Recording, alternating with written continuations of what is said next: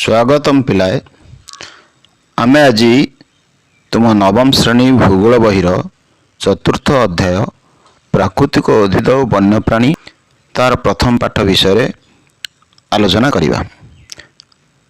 आमे जानिछे आम भारत पृथ्वी एक बृहत देश। यही आमर प्रिय देश विभिन्न क्षेत्र में विविधतार परिपूर्ण। एठारे विभिन्न प्रकार उद्भिद तृण और पशुपक्षी देखा जाती। या कहती जैव विविधता। पृथ्वीर 12टी जैव विविधता देश भितर भारत अन्यतम। एठारे प्राय 47,000 प्रकार वृक्ष देखा जाती। वृक्ष कहले आम बड़ बड़ गछ को बुझा। विभिन्न प्रकार वृक्षर आकलन अनुसार आम देश होची पृथ्वी रे 10म एवं एशिया महादेश रे चतुर्थ। आम देश रे प्राय 15,000 फूल फुटिबा गछ रही, जहाँकि पृथ्वीर फूल फुटिबा गछर 6% बा 6%। फूल फुटुनथिबा गछ मध्य एठारे देखा जाए। सेगुड़ी है जमती फर्न, शैवाल, आलगा प्रभृति। आम देश रे प्राय 89,000 प्रकार पशु बास करती। आज्ञा उद्भिद बा गछ गुड़िक तो आपे आपे सृष्टि होता, अर्थात से तो प्राकृतिक। तेरे आम एठारे प्राकृतिक उद्भिद कहीं कहे? वाह, बढ़िया प्रश्नटे उत्थापन कल। आम जानिचे मनुष्यर सहायता बिना बा बिना साहाय्य प्राकृतिक भाव में दीर्घ दिन धरी बढ़ी वृक्ष गुड़ी को प्राकृतिक उद्भिद बोली कहुए। यह अक्षत प्राकृतिक उद्भिद भाव में नामित करा जाए। आम जो बगीचार गछ गुड़ा लगाऊे बा चाष करुचे सेगुड़िक आम सहायतार बढ़ुंट, तेणु ताकू आम प्राकृतिक उद्भिद कहीपर ना। जंगल जो गछ गुड़ा सृष्टि हो जंगल बड़ गछ मंजी पड़ुची से प्राकृतिक शक्ति द्वारा यथा उत्ताप आलोक जल द्वारा से अंकुरित होती गजा हो बढ़ुंट। तेणु मनुष्यर सेठी भूमिका किसी ना। तेणु से जंगल रे बा जंगली गछ गुड़िक होती प्राकृतिक उद्भिद। से उद्भिद विषय आम आज पढ़ा। सर ये जो गोटे स्थान में विभिन्न प्रकार प्राणी उद्भिद देखा एमती विभिन्न प्रकार उद्भिद प्राणी कहीं देखा जाती? हाँ, यही जैव विविधतार कारण होची जे जलवायु, भू उच्चवाच बा भूमि रूप एवं मृत्तिकार विभिन्नता। आम जाने पृथ्वी रे जलवायु सामान नुहे, भूमि रूप सामान नुहे, मृत्तिका भिन्न अच्छी। तेणु यही सब मुख्य 3टी कारण जो पृथ्वीर विभिन्न स्थान में विभिन्न प्रकार प्राणी उद्भिद देखा जाती। कौन से स्थान में विभिन्न प्रकार उद्भिद और प्राणी देखा जीवार कारण होची आम जानिचे जलवायु। जलवायु आम 2 भाग करें, आलोक उत्ताप एवं वृष्टिपात। आम जानिचे मंजी गजा हाँवाई और बढ़ियापाई खाद्य प्रस्तुति दरकार आलोक और उत्ताप। जदि कौन स्थान उत्ताप 6 डिग्री सेल्सियस रु कम होता है तेबे सेठारे गछ भल बढ़ी पारे ना। उच्चता अनुसार उत्तापर परिमाण प्राय ह्रास पाई कमी जाए। तेणु हिमालय पाददेश एवं दाक्षिणात्यर पर्वत गुड़िकर पाददेश अधिक उत्ताप हेतु क्रांतीय उद्भिद देखा जाए। अधिक उच्चतार उपक्रांतीय और ताठारे अधिक उच्चतार नातिशीतोष्ण और पाइनी जातीय उद्भिद देखा जाए। आम जाने विश्वरेखा पृथ्वी को समान 2 भाग विभक्त करुच्ची। विश्वरेखा पाखरु जदि आम ऊपर को तलू को मेरु आड़ को जीवा ताले उत्ताप बढ़िबा ना कमिबो? हाँ, उत्ताप धीरे धीरे कमी कमी जीव। आलोक कमी कमी जीव कहीं सूर्य तीर्य किरण पड़ो पृथ्वी ढलिक रही। विभिन्न ऋतु में उत्ताप आलोक परिमाण कम अधिक होता है। तेणु विश्वरेखा निकटवर्ती अंचल अधिक वर्षा हुए। तेणु सेठी ताप अधिका देखा जाए, अनुभूत हुए। तेणु घन जंगल देखा जाए, गहलिया जंगल देखा जाए। एवं ग्रीष्म ऋतु में वृक्ष गुड़िक शीघ्र वृद्धि पाई था। तुम जानथब शीत ऋतु में तुम सब लक्ष्य करथब फूल टे कम फुटे, भल गछ बढ़े ना, कहीं आलोक उत्ताप कम पाए। सर वर्षा बा वृष्टिपात उपरे गछ देखा जीवा केमती निर्भर करे? आमे जानिछे गछ बंचिया जल निहाती दरकार।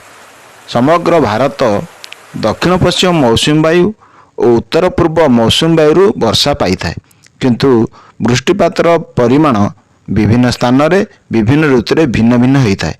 ଯେଉଁ ସ୍ଥାନ ଗୁଡ଼ିକରେ ବୃଷ୍ଟିପାତର ପରିମାଣ ଅଧିକ ହୁଏ ସେଠାରେ ଘଞ୍ଚ ଜଙ୍ଗଲ ସୃଷ୍ଟି ହୁଏ। ଅଳ୍ପ ବୃଷ୍ଟିପାତ ପାଉଥିବା ସ୍ଥାନ ଗୁଡ଼ିକରେ ଜଳର ଅଭାବ ହେତୁ ଗଛ ଭଲ ବଢ଼ିପାରେ ନାହିଁ। ଫଳରେ ସେ ସ୍ଥାନ ଗୁଡ଼ିକରେ ଜଙ୍ଗଲ ଦେଖାଯାଏ ନାହିଁ, କେବଳ କଣ୍ଟା ଓ ବୁଦାଳିଆ ଗଛ ଦେଖାଯାଏ। ଜୈବ ବିବିଧତାର ଦ୍ୱିତୀୟ କାରଣ ହେଉଛି ଭୂ ଉଚ୍ଚାବାଚ ବା ଭୂମିରୂପ। ଆମେ ଜାଣିଛେ ଭୂମିରୂପ ସାଧାରଣତଃ ତିନି ପ୍ରକାର: ପର୍ବତ ଭୂମି, ମାଳଭୂମି ଓ ସମତଳ ଭୂମି। ତେଣୁ ଅଳ୍ପ ବର୍ଷା ପାଉଥିବା ଅଞ୍ଚଳରେ ଉଦ୍ଭିଦ ଅଧିକ ବର୍ଷା ପାଉଥିବା ଉଦ୍ଭିଦ ଠାରୁ ସମ୍ପୂର୍ଣ୍ଣ ଅଲଗା। ପାର୍ବତ୍ୟ ଅଞ୍ଚଳରେ ବିଭିନ୍ନ ଅରଣ୍ୟ ଓ ତୃଣଭୂମି ଦେଖାଯାଏ। ସମତଳ ଅଞ୍ଚଳରେ ସାଧାରଣତଃ କୃଷି କାର୍ଯ୍ୟ କରାଯାଇଥାଏ। ମୃତ୍ତିକା ବା ମାଟିର ପ୍ରକାରଭେଦ ଭିନ୍ନ ଭିନ୍ନ ଉଦ୍ଭିଦର ସୃଷ୍ଟି ପାଇଁ ଦାୟୀ, କାରଣ ଏଥିରେ ଥିବା ଉପାଦାନ ଗୁଡ଼ିକ ଉଦ୍ଭିଦ ବୃଦ୍ଧିରେ ସାହାଯ୍ୟ କରିଥାଏ। ଏ ହେଉଛି ମରୁଭୂମିର ଚିତ୍ର। ଏ ମରୁଭୂମିରେ ଆମେ ଦେଖୁଛେ ବାଲି ରହିଛି, ତେଣୁ ବାଲୁକା ମାଟିରେ କଣ୍ଟା ଜାତୀୟ ଗୁଳ୍ମ, ତ୍ରିକୋଣ ଭୂମିରେ ଆର୍ଦ୍ର ଉର୍ବର ମାଟିରେ ଜୁଆରିଆ ଅରଣ୍ୟ ଓ ଉପକୂଳୀୟ ଅରଣ୍ୟ ଦେଖାଯାଏ। ଆମେ ଦେଖୁଛେ ଏଇଟା ଜୁଆରିଆ ଅରଣ୍ୟ। ଏ ପ୍ରକାର ଏମିତି ଜଳବାୟୁରେ ଗୋଟିଏ ସ୍ଥାନରେ ନିର୍ଦ୍ଦିଷ୍ଟ ଭାବରେ କେତେକ ପ୍ରକାର ବୃକ୍ଷ ଶ୍ରେଣୀ ଦେଖାଯାଏ। ଏ ବୃକ୍ଷ ଗୁଡ଼ିକ ଉପରେ ନିର୍ଭର କରି ଅନେକ ପଶୁପକ୍ଷୀ ବାସ କରନ୍ତି। ଉଦ୍ଭିଦମାନଙ୍କର ପରିବର୍ତ୍ତନରେ ବାସ କରୁଥିବା ପଶୁପକ୍ଷୀ ମଧ୍ୟ ପରିବର୍ତ୍ତିତ ହୋଇଯାଆନ୍ତି। ତେଣୁ ନିର୍ଦ୍ଦିଷ୍ଟ ସ୍ଥାନରେ ଉଦ୍ଭିଦ ଜଗତ ଓ ପ୍ରାଣୀ ଜଗତ ପରସ୍ପର ଉପରେ ନିର୍ଭରଶୀଳ ଏବଂ ପ୍ରତ୍ୟେକ ପ୍ରାକୃତିକ ପରିବେଶ ଉପରେ ନିର୍ଭର କରନ୍ତି। ଦେଖ, ଏଇଟା ହେଲା ଗୋଟେ ପରିସଂସ୍ଥା। ପରିସଂସ୍ଥା କ'ଣ କହିଲ? ପ୍ରାକୃତିକ ପରିବେଶ ଓ ତା ମଧ୍ୟରେ ବାସ କରୁଥିବା ପ୍ରାଣୀ ଓ ଉଦ୍ଭିଦ ଶ୍ରେଣୀକୁ ପରିସଂସ୍ଥା କୁହାଯାଏ। କ'ଣ ହେଲା ପରିସଂସ୍ଥା? ଆଉ ଥରେ ମନେ ପକାଇବା।